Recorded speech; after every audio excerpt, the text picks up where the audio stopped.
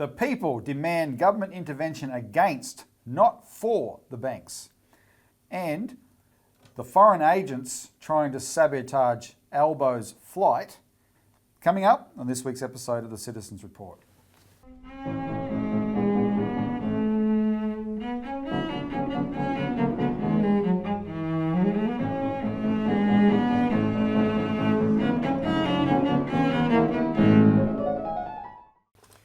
Welcome to the Citizens Report for the 12th of October. I'm Robert Barwick and I'm joined today by Citizens Party founder and leader Craig Isherwood. Welcome, Craig. Yeah, thanks, Robbie.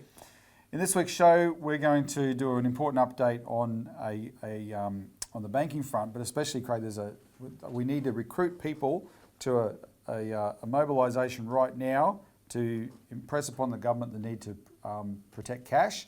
So that's coming right up. The largest segment we're going to do is on how, essentially, let me put it this way, Scott Morrison, our former Prime Minister, is now functioning entirely as a foreign agent. He is a foreign agent doing everything in his power to destroy Australia's national interest. And I'll give you the details on that. And it relates to his collusion with some of the most evil people, in my opinion, in the United States.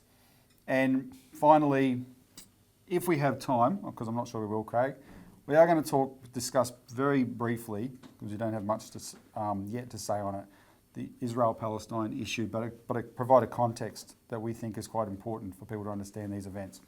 So let's get into it. Remember, you can help us get this message out by liking the show, hitting the like button, sharing it on all your socials, as the young people tell me to say. I used to be the young people, remember that? Subscribe if you're not a subscriber. When you do, remember to click the bell icon. Comment below. I do read the comments, and I'm sure other people around here read the comments. I noticed that some people like you yelling and some people don't. Some people don't. I'm going to respect the people who told me to calm down, and I'll try and not yell. Just make the world a happy place, and I've got nothing to yell about. Yeah. And donate. There's a donate button there below, because as we always say, what we're providing is not information, it's activism. We're here to change what we're talking about, not just inform you about what we're talking about, and we need your support for doing that. But let's get right into it. Time is short. The people demand government intervention against, not for, the banks. Now, Craig, we're going to do something quite unusual. For the last few weeks, the regular viewers will know that there was a really good round of hearings a few weeks ago in Launceston, Canberra and Junee in New South Wales about bank branch closures. And I get to go and participate in these things, which is why we need people to donate money to us. So I can gallivant around the country in business class. No, you in cattle class. He's never given me a business class flight yet. But anyway, put that aside. I get to participate, and when you're there, it's quite a dynamic. It's very important to see, and it's definitely having an impact. The politicians who participate are learning something, and one of the most critical issues right now is making sure the Australian public make it clear to the government that they are not to sit on their hands while the banks get rid of cash. The banks are saying, no, we're not getting rid of cash. They are. They're lying, because they can't legislate to get rid of cash, but they can take away all access to it, right? And not just access to it, they're incentivising businesses to go cashless. So even if there was a blackout or a natural disaster, and the only people who can transact, Craig, with cash, we're going to get to the point where they're going to be flat out finding a business who will take cash, right? Because the banks have incentivised that. So you just can't sit by and let the banks get away with this, right? Now, what I want to do, quite unusually for this show, we're going to play all 12 minutes of a video right now. I want you to watch this 12-minute video. And this is the opening statement by the Mayor and the CEO of the Junee Shire Council to the Junee hearing. And it's very, very high quality. And I want to give you the viewers an example of the quality of what the senators are hearing from these presentations. But this is a special one because Junee was the town that put up the biggest fight, and that fight is what attracted the media attention and got the inquiry. And the chairman of the inquiry, Matt Canavan, credited them for that, which was great. So they did a brilliant job. And in putting up that fight, they had quite an experience. They left no stone unturned, and the CEO's statement, he will go through what they did and the experience they had in taking on the bank, CBA, taking on the Banking Association, taking on the Financial Complaints Authority, etc. So just listen to this opening statement and you will get a real sense of this struggle, this real struggle to bring the banks into line at the coalface of these country towns. Certainly. First, thank you to the committee. And could I clarify, has a decision been made to extend the consultation period? I was told by a radio station yesterday. Yeah, so we have, okay, well, I'm happy to usually we ask the questions and you give the answers, but I'm happy to provide some liberty. So for the committee's benefit, we have extended this into May next year, I believe. I just don't have the date in front of me. That principally is because we would like to get to every state in the country and we're not yet there yet. So, great. So we will be doing some more hearings in the new year. Over to you, Councillor Smith. Well, that's great news, and thank you again to the committee and to our community who have really rallied behind the council to effect where we are today. I'm just going to very briefly mention that the main thrust of my thoughts really do go to the disadvantaged in our society, and I'd just like to share a little. So I'm talking about aged people, those who are less well off or less well educated, who will never have access to internet and will need an alternative. And I think the whole show at the moment, the CEOs, are interesting to read the transcripts from yesterday's chat, is being run by economic rationalists. And I've got a little analogy, and it's a council analogy. Council runs parks and gardens, swimming pools, sports fields, and it does not make money out of them. We choose to do so to make our place a better place to live. That's why we have such a great community. So let's turn the focus on a bit less economic rationalism and a little bit more on the people. We all know how much these banks make. Let's share the money around a little. Thank you. I'll hand over to General Manager now, who'd like to say. Thanks, Councillor Smith. Mr Davis. Thank you, Senator.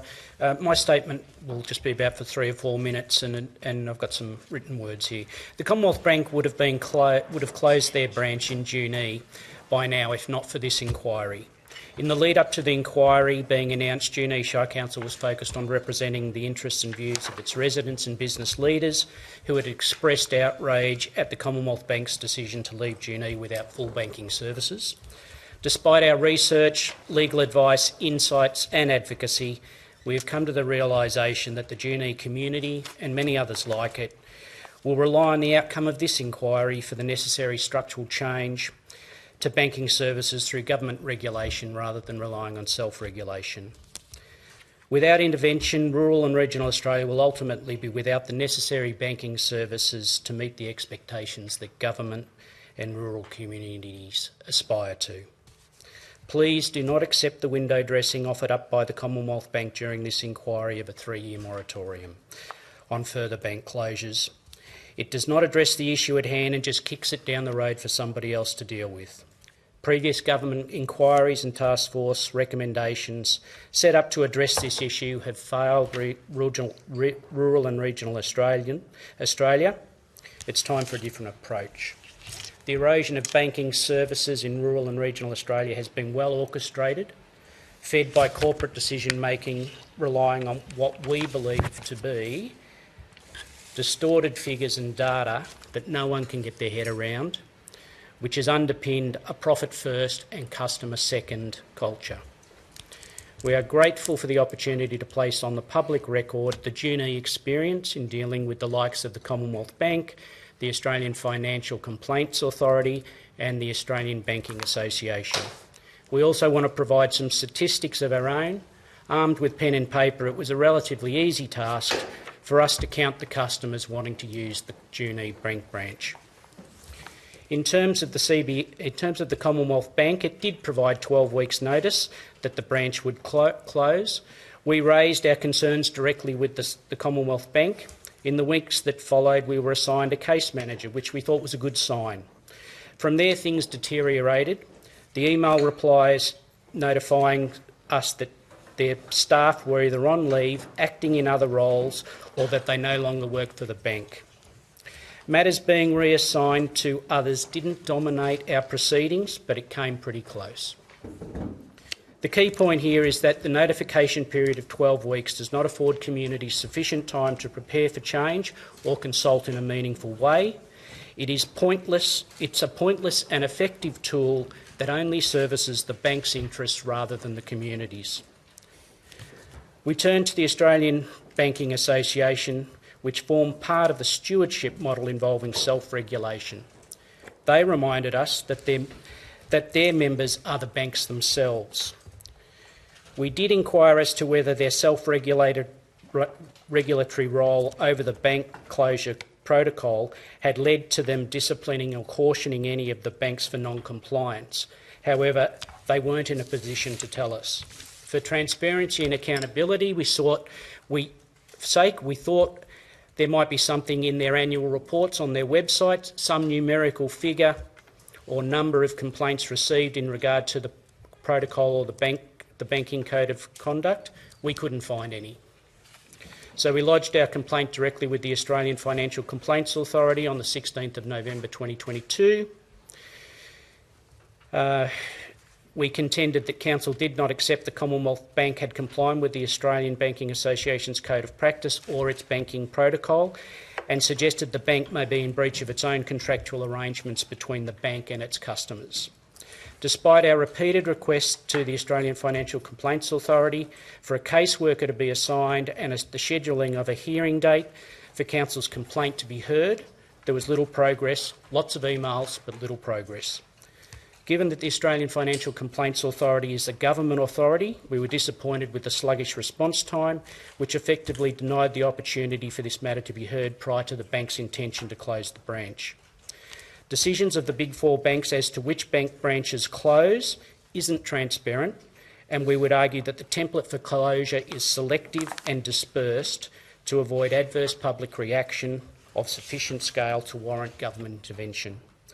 The Australian Financial Complaints Commission, being the only real mechanism for addressing complaints on financial matters, highlights the imbalance between a powerful self-regulated banking sector and the absence of meaningful government scrutiny affecting the lives and livelihoods of Australians. The banks are surrounded by a framework of ethical boundaries. In practice, this framework is self-regulated and unenforceable. The banks are making a charade of being accountable to government, customers and communities. In terms of our counting, locally, Council was stunned to hear from the Commonwealth Bank that as few as 100 people a week were visiting the branch and that it wasn't profitable to keep the doors open. We decided to collect data ourselves, bearing in mind that partway through the notification period to close, the Commonwealth Bank decided to reduce the 5-day opening service to just 3 half days, effectively 10 and a half hours a week. So on those 10 and a half hours a week, in the first week there were 305 customers, in the second week 323, in the third week 299, and in the fourth week 240. That's roughly around 26 customers per hour, or one every 3 minutes.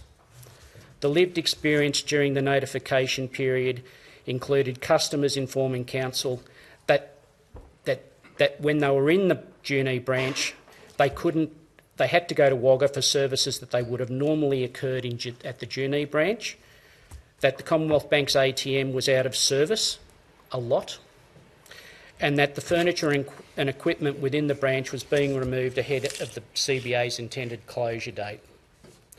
That's our local context. The reason the branch apparently is closing is overwhelmingly the trend towards internet services, according to the CBA. As you're aware, bank closures are having a disproportionate impact on rural Australia over our city and metropolitan counterparts. The Big Four banks are meddling in a form of social engineering by forcing their loyal customers into banking practices they do not want or are able to access. The reality is that the vulnerable and marginalised people in communities, there are vulnerable and marginalised people in communities that aren't able to use or will never own or access the internet or a mobile phone. Elderly members within our community have told us they are fearful of scammers and fraudulent activity if they use the phone or internet banking services. Our senior residents play an active and integral part in community life, as they do right across the country. Most of them intend to be around for a couple of decades at least. So the issue we're facing today isn't going to go away very soon. In 2023, the Australian Digital Inclusion Report identified a real gap in both access to digital services in rural Australia and the take-up by the elderly. It's a double whammy, really. The Big Four banks continue to use their national corporate statistics to justify changes in customer attendance at bank branches and people moving to online banking services. At yesterday's hearing, the bank CEOs didn't appear to provide meaningful corporate data specifically related to regional Australia. The Australian Digital Inclusion Report indicates that the gap in take-up of digital service in the bush compared to the national take-up is different, and that elderly Australians are far less inclined to use such technology than younger Australians. On the whole, the digital ability score has barely moved since 2021, rising from 64.4 points to only 64.9, 0.5%. Okay, so the case for parliamentary intervention, Mr Chair, banking practice and behaviours resulting from successive parliamentary inquiries and task force dating back to the 90s haven't produced the intended results. The Regional Banking Task Force report and recommendation last year failed communities miserably. What did the banks do shortly after the release of the task force findings? Past practices were reinstated. 72 more branches were listed for closure. In concluding, Mr Chair, the Big Four banks' community and social promises are not passing the pub test, particularly when the banking sector has profited from the Reserve Bank's $188 billion term funding facility, with hundreds of millions of dollars of interest being profited. Where the government is prepared to positively intervene in commercial markets involving financial services such as the term funding facility, then it shouldn't be able to argue that it cannot intervene in commercial banking services where there is a clear public interest to do so.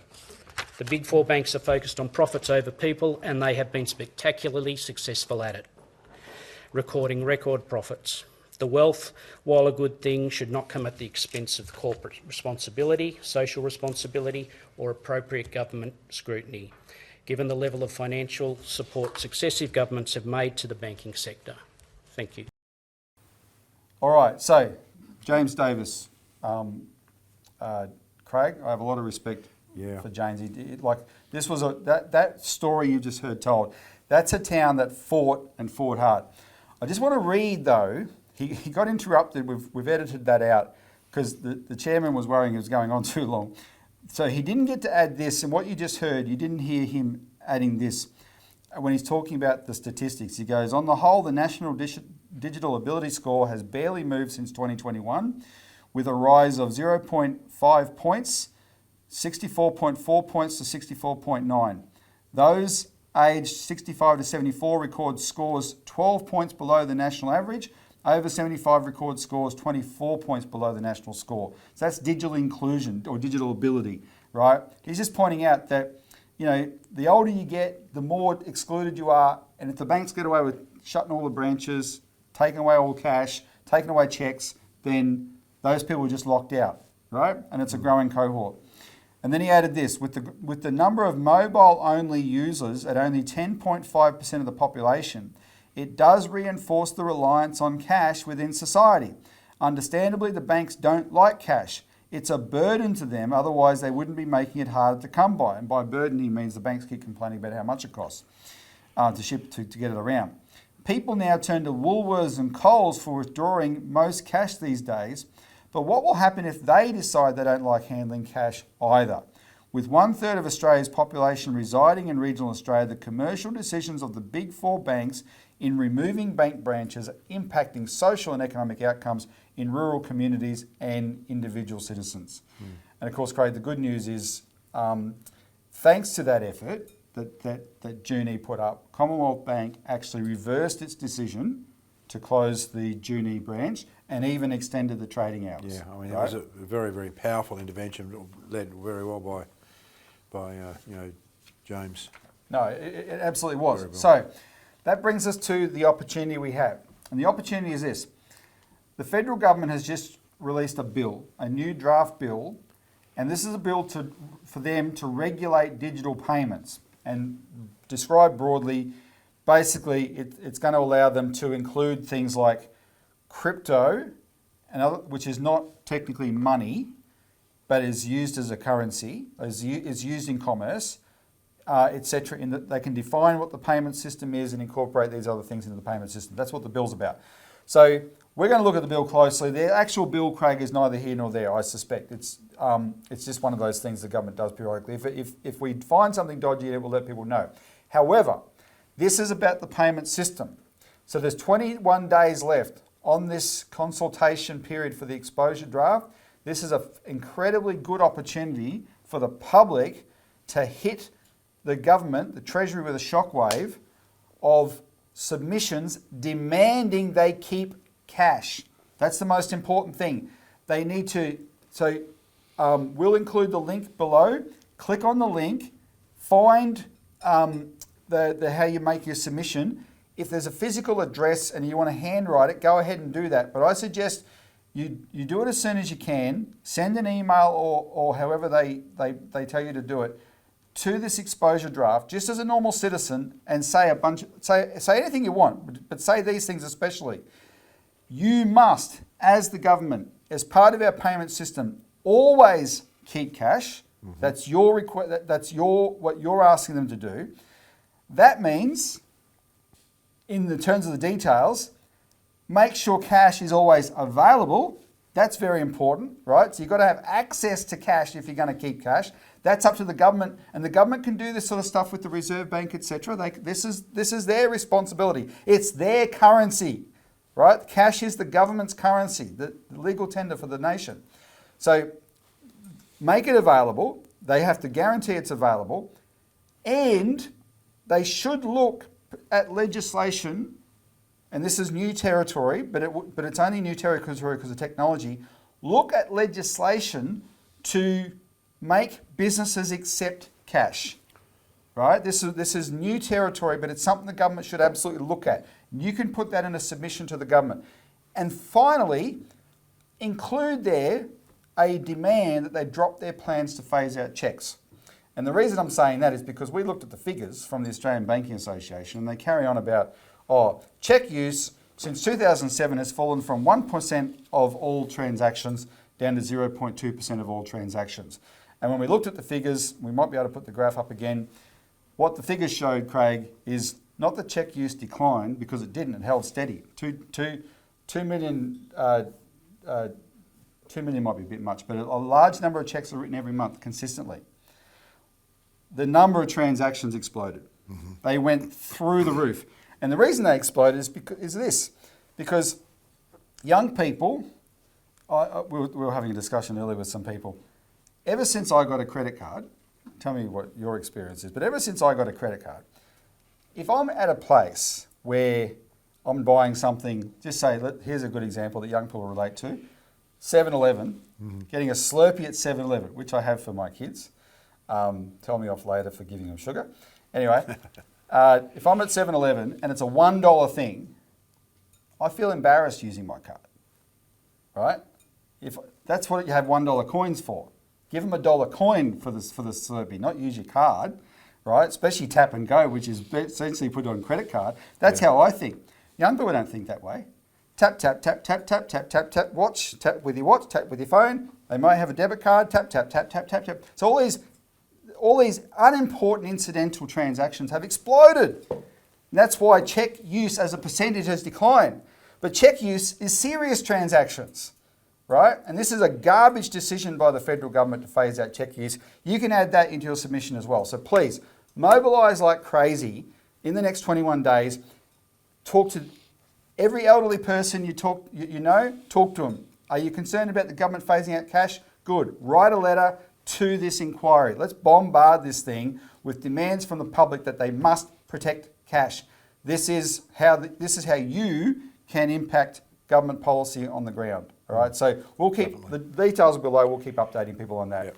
But did you have a similar experience? Do you get embarrassed tapping for $1? No, but sometimes you You've don't a get sometimes you don't get a choice on it, because what Well, that's happens right. is you've got the same young people. Before Yeah, you can get your they wallet out, expect you they put a square in front of you, or the FPOS machine, right? No, I get it. That's true. and That's true. You have to question, are these people taking cash? And because you've got, in my case, I've got a 2-year-old or 2.5-year-old and a 5-year-old. They want to eat their ice blocks. That's right. They don't want to argue while granddad, they don't want to stand around waiting for granddad to pay for something. Your cause is being sabotaged by your own offspring. That's right. Well, anyway. So They don't have much that's patience. right. The young people on the other side of the counter, they just assume you're going to do it as well. They're fully acclimatised. But even then, one day they'll wake up and regret it. Remember a few months ago, there was a young journalist for the ABC who tried to just use cash for a while to save money. She said it did save money, but to show you how the psychology has changed, she said trying to spend cash made her feel like a criminal. That's the change here. Like, she thinks that being able to be surveilled by the banks and the government is a good thing, right? Having the privacy of spending cash, can I use cash? That made her feel like a criminal. We actually have to change that mentality. All right, mobilise. Write a letter to this submission. Make your points clear, and we'll put the details below, like I said. Sorry. All right, Craig, it's not looking good for us getting through all these subjects, but we are going to get onto this big one with Right, Mr. yes, Morrison. very important. The foreign agents trying to sabotage Albo's flight. There are people in this country and in other countries who are really desperate, Craig, to sabotage the Prime Minister of Australia, Anthony Albanese's trip to China, to Beijing. They do not want it to go ahead. Now, number one is the former Prime Minister, Scott Morrison. And we'll give you the details of what he's doing in a minute, but there's not just him. But before we get into that, breaking news, Chang Lei has been released. Now, Chang Lei is the Australian-Chinese woman who, there's a technical thing here, she has dual citizenship. However, very important point, dual citizenship is only recognised in Australia. It's not recognised in China. Mm-hmm. And she knows it's not recognised in China. So when she's in China, for all intents and purposes, she's not an Australian. She's a Chinese, and she worked for CGT and the media, right? And she got arrested in 2020 and charged with some form of espionage. And what the Chinese have said is she pleaded guilty, she served her time, and now they're freeing her. So what they're saying is the process played out, the legal process played out, and now they can let her go. A combination of people who think they're smarter than the Chinese and the China haters, they're saying, no, it's a cover story. The real story is that China is doing this only because Albo's about to visit. But if that's true, Craig, isn't that interesting? Because what that means is, if that's true, if the China haters version is true, what that means is China is showing more respect for our Prime Minister and more goodwill to Australia than he can get out of Joe Biden or Rishi Sunak in the UK, to whom he has supposedly made representation that they should free Assange, who has also served his time, if that's the argument the government has put up, right? And they have given him the middle finger. They have treated him with utter contempt. Dog crap on the bottom of their shoe, effectively. That's their attitude to Australia. They are going to torture this guy to death, who was not a spy by any definition. Chang Lei may have, the Chinese charge was, she was manipulated by an overseas agency. She may have been set up by our own spies in Australia. The poor woman may have been set up unwittingly by Australia's spy agencies to hand over, to give them material that she shouldn't have. And she may have been abandoned by a government who couldn't deal with China in an honest way, Craig, because they were so busy, the Morrison government was so busy insulting China every time it opened its mouth. And so there was no goodwill there, and this poor woman spent 3 years in prison. Nevertheless, she's out now, right? And this is a sign of goodwill from China just before, if that's the story, just before Albo gets there. Which it isn't. Exactly. And we mentioned Assange, what about Dan Duggan? Yeah.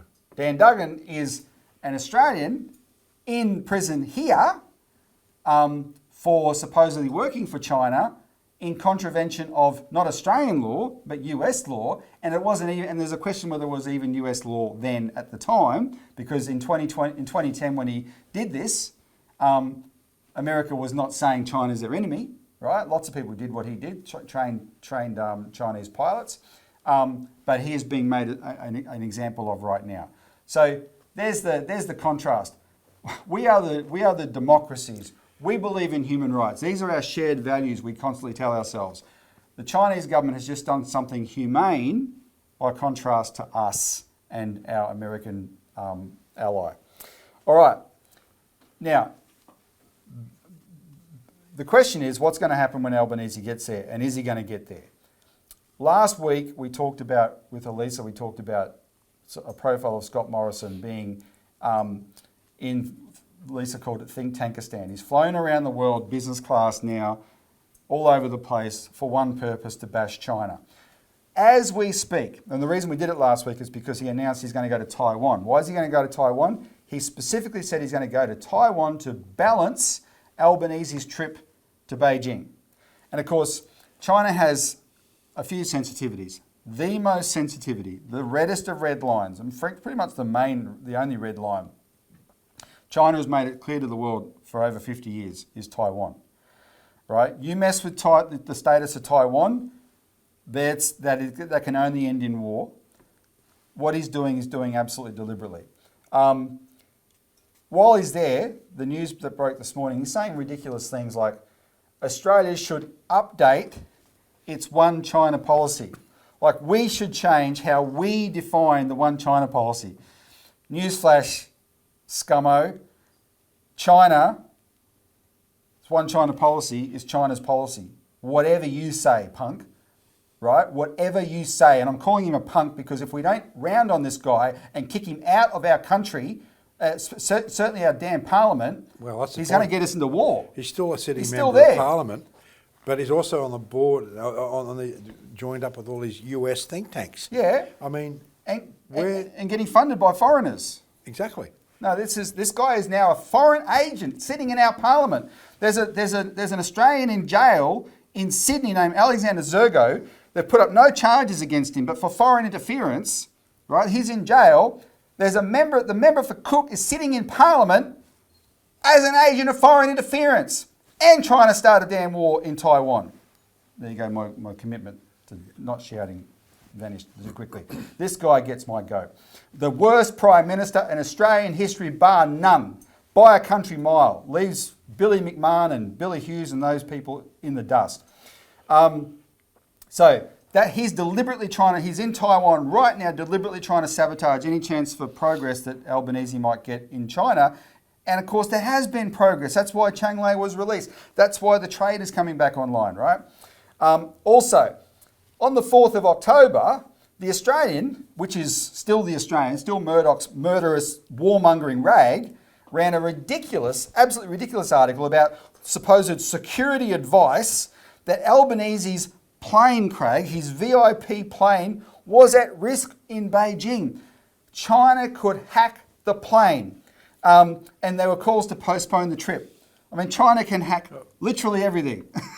But why would they want to do that? What the? I mean, this is insane. But it's designed to just create this knee-jerk reaction because of the McCarthyism that's been built up in this country over the last 3-4 years. And it's based on a caricature of what China is rather than what China actually is. That's right?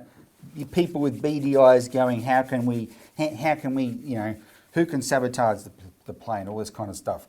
I'll tell you what, Julian Assange is in prison because he leaked a lot of information about how the CIA and NSA do that kind of stuff, right?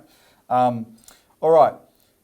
It's all part of the same effort. They wanted, for some reason, they're pulling out all stops to sabotage the trip. Now, we've seen this before. I want to go through a few examples. Our party, since we started post-2016, noticing this escalation against China, suddenly going from our best trading partner to our enemy, right? They turned it. We started noticing this kind of pattern, right? So I'll give you some examples where events have been orchestrated to sabotage the chance of improvement in relations. In 2015, Julie Bishop, who was our foreign minister at the time, she went to this, I think it was the G20 in Argentina. And she had arranged to have a meeting on the sidelines with the foreign minister of China. And the crisis was building already at that point. This was to thaw it out, right? So this was an important meeting. Everyone knew she was going to do it. What happened?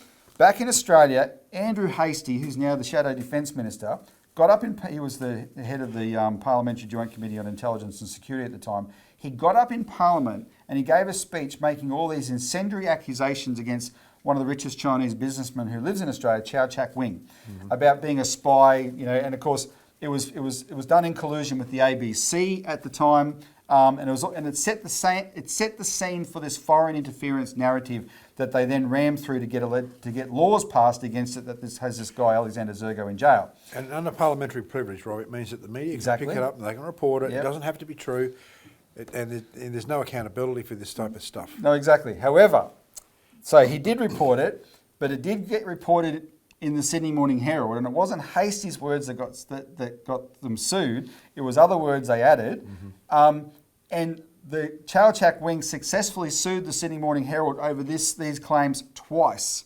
right? Twice he successfully sued them. But it had its desired effect. The Chinese, who think they're having a meeting with Julie Bishop to smooth things over, all they see themselves as being attacked by this rising star in the government, right? And it was a setback. All right, that was 2018. 2019, Christopher Pyne visited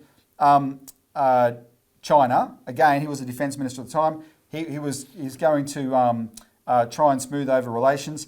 The same time he was in China, an Australian Chinese named Yang Hengjun travelled to China and got arrested, and that derailed Christopher Pyne's visit. Now this guy, if you're hearing the news at the moment about Cheng Lei, they're also naming this guy, saying this guy has to get out too. No, he does not. This particular person, this was a stunt. And we accuse Asia of this stunt. This person, Yang Hengjun, is a former Chinese spy. He was a spy for the Chinese. He's a defector. And for some reason, despite being in Australia and living a lot in the United States, he chose himself to go travel back in China, and of course he was going to get arrested. He is not the same as Cheng Lei by any stretch of the imagination. If you're a former spy of a country and you've defected, don't you ever go back to that country. That would happen in Australia, that would happen in the United States. This whole story is just an absolute farce. This guy is not any kind of political prisoner at all. It is garbage. And it was deliberately done. How he agreed to it, I don't know, but it was deliberately done to sabotage this Christopher Pyne visit. Even Penny Wong's visit to Beijing last year, Craig, she visits Beijing, and while she's in Beijing, the Australian newspaper runs this story about this Top Gun pilot Keith Hartley in Adelaide getting raided on the same grounds as Dan Duggan, but it had happened a month earlier. They didn't report it. They held back until Penny Wong was in Beijing to report it. So she's in Beijing trying to do well with the Chinese. Suddenly, there's a raid in Australia being reported on the front page of the Australian newspaper about a guy being raided because he helped train Chinese people, right? So we've seen this sort of stuff before. The biggest one of all was when Trump was the president.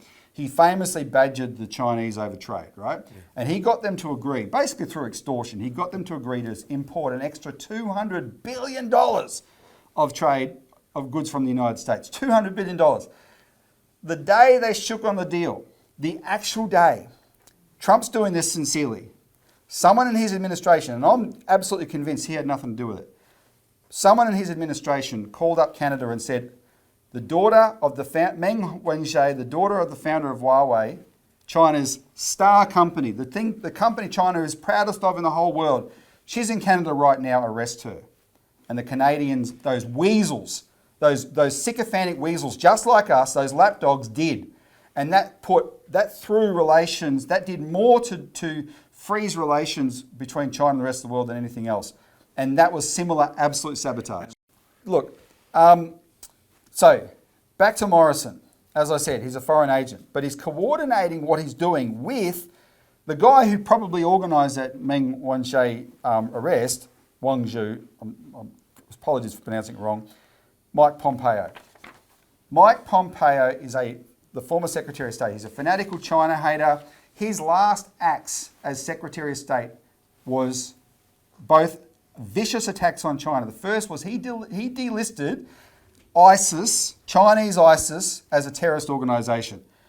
Now, we're hearing a lot about ISIS at the moment, and unfortunately, we're not going to have time to really talk about Gaza and Hamas. But we know what ISIS is still, redefined the awfulness of terrorism, right? Well, they had a Chinese division called the East Turkestan Islamic Movement, ETIM. They work with ISIS. There's either 30 or 30,000 of them in Syria fighting for ISIS. And they were, since the early 2000s, they were listed by the United States as a terrorist organisation, as they should be. And this is what the Chinese had to crack down on when they got accused of genocide in Xinjiang, without killing anybody, raising living standards. That's genocide. Huge contrast to what Israel's doing in Gaza right now, by the way, which the people who accuse China of genocide by re-educating people through retraining programs, giving them skills, allowing them to learn to work, get more money, etc., killing nobody, that's genocide. The bombing of Gaza is not. Anyway, that's what this guy did. And then he's the one who actually called what China does in Xinjiang genocide. He gave it official designation, genocide, and that has all these legal consequences. That's what he did. Trump himself found Pompeo a handful. Trump's position, Craig, if you remember, at least in rhetoric, was he was anti-war. He always railed against the forever wars. He did bomb Syria twice, and he needs absolute condemnation for that. But there was a massive mountain of pressure put on him to do that. He did not start any wars, right? That's one thing you can say, but he didn't start any wars. But he was surrounded by these absolute warmongers like Pompeo. In Pompeo's book, he actually reveals Trump told him, quote, "Stop for God's sake," about his actions which were putting Trump's trade deal with Xi Jinping at risk. Now, that's who Pompeo is, and I could talk about this guy all day. He is bad news. I mean, he's the guy, he was the head of the CIA before he became Secretary of State. You can see him on video saying, we lied, we cheated, we stole, right? I mean, this guy's bad news. Paul Pretty Kelly. good for a Christian, isn't it? Well, exactly, and we're going to get to that. Paul Kelly, the doyen of the press gallery in Australia, he's written a book about some of this, and he actually has a really fascinating revelation in his book that Morrison, when he was the Prime Minister, and remember secretly the Minister for Everything, the closest thing to a dictator Australia has ever had, Scott Morrison during the pandemic, he was in weekly touch with the Trump administration, but not with Trump. He didn't talk to Trump. Our Prime Minister did not talk to his counterpart. He had weekly calls with Pompeo. And because they were with Pompeo, Craig, they weren't recorded. So what usually happens is the Prime Minister talks to the President, and they're not weekly, they're whenever they need to. They might be twice a week, they might be twice a month, whatever, doesn't matter. If they need a call, they'll call. And when they talk, the call is recorded and transcribed. It's all done officially because the Prime Minister doesn't have private business. He has rooms where he can conduct private meetings, etc. But this sort of stuff is official business. So those calls are recorded. The Foreign Minister of Australia, Maurice Payne, should have been the one talking to Mike Pompeo. But Morrison was talking to this vicious xenophobe Mike Pompeo. So Morrison, the head of a country whose number one trading partner is China, is really pally in having these secret talks, unrecorded, untranscribed secret talks with the most vicious China hate in America, who wants to blow China up, in his own words. And I'll get to that in a minute too. This is a huge scandal. But what was the cover? The cover for it was, they had a special relationship because of their shared faith. These two men were both wonderful Christians, absolutely professing, overtly wearing their Christianity on their sleeve. Morrison's Christianity was locking up kids in Nauru, etc. His version of Christianity. How many wars? My question to these kind of Christians: how many wars did Jesus start, mate? Right? They've never meant a war. They haven't wanted to blow up these people. And of course, as you said, we lied, we cheated, we stole. That's 3 of the 10 commandments right there. That is bragging about breaking. Yet Mike Pompeo is this great Christian. So Pompeo is now on the Hudson Institute board, and he's the one who got Morrison on the Hudson Institute board, right? And they're paying Morrison to go around the world doing all this stuff now. He was also the guy that I believe pressured Morrison to get rid of the Belt and Road Initiative here in Victoria by passing absolutely draconian laws to make it illegal for states to participate in state-to-state relations. Exactly. That whole narrative, which was one of the reasons we haven't bought into the whole Dan Andrew obsession, is because at least part of that, whatever your specific experience with Dan Andrews was, you have to know that so much of what was feeding the Dan Andrews mania was because he was targeted by Pompeo because he had signed an agreement with China on Belt and Road. And if you read the agreement, it was a nothing agreement. It was all motherhood statements. There was nothing binding in it, etc. We weren't getting in debt to China or anything like that. The agreement was giving us access to Chinese markets and things. It was very good for Victoria in terms of exports.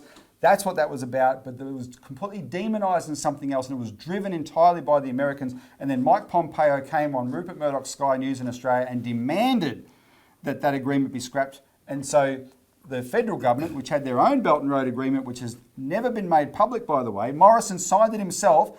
I can quote you, Scott Morrison, in June 2019, saying, "We welcome the Belt and Road because it's going to have positive impact on the region." That was his position in 2019, but when Mike Pompeo got a hold of him, right, he became the most vicious China hater in Australia, and he still is, and it's driving us into a damn war.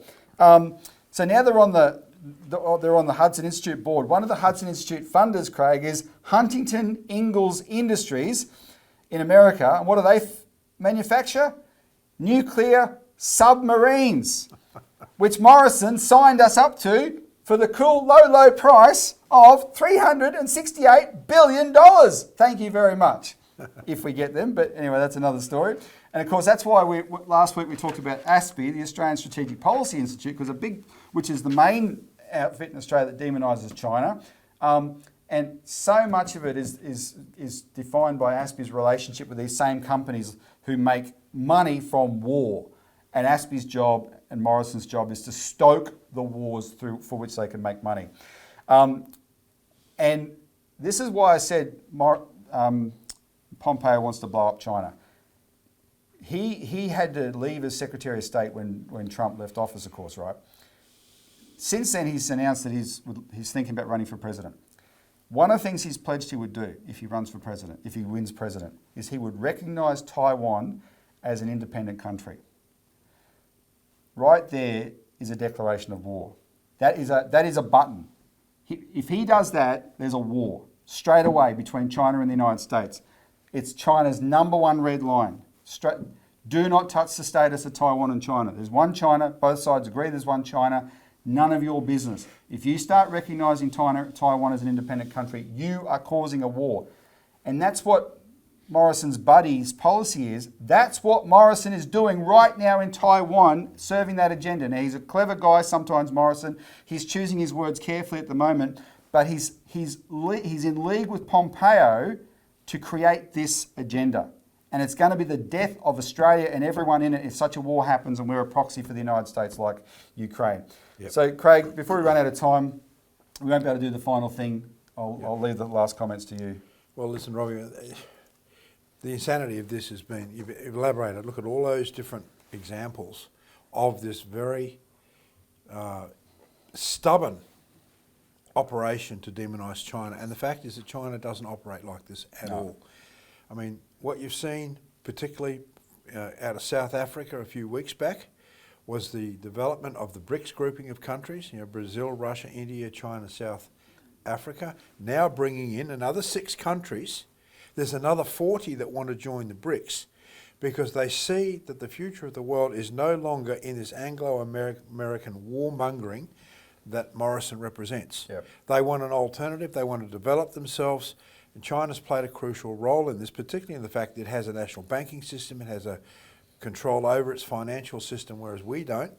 And when we're going down the tube real fast, even Anna Bligh admitted national banks work in China. That's right. They're very successful in China, but why would you want to have them here if they're successful over there? No. I mean, it's pretty insane. Look, Pompeo is disgusting.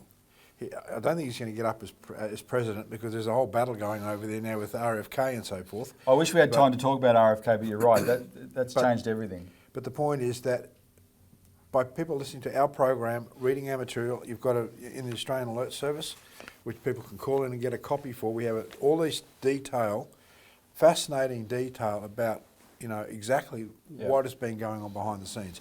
Educate yourself, understand what's going on so you don't get hoodwinked by the crap that comes out of the major media.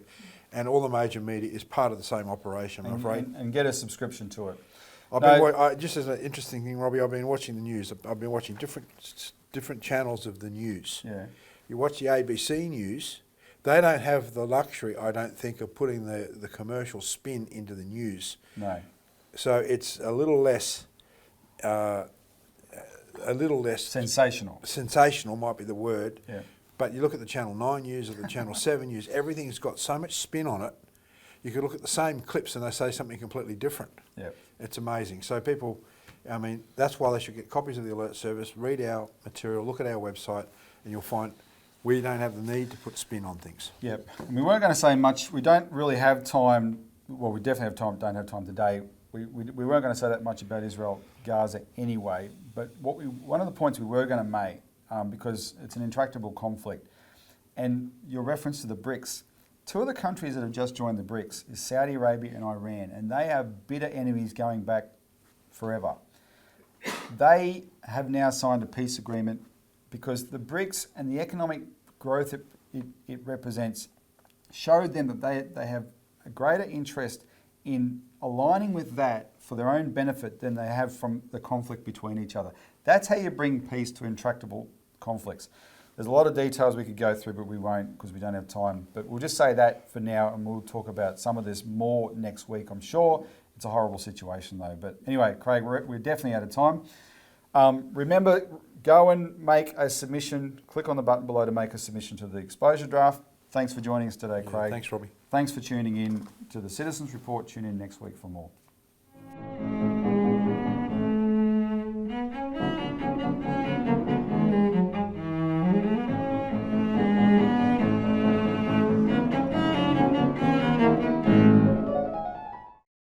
Authorised by Robert Barwick, Citizens Party, Melbourne.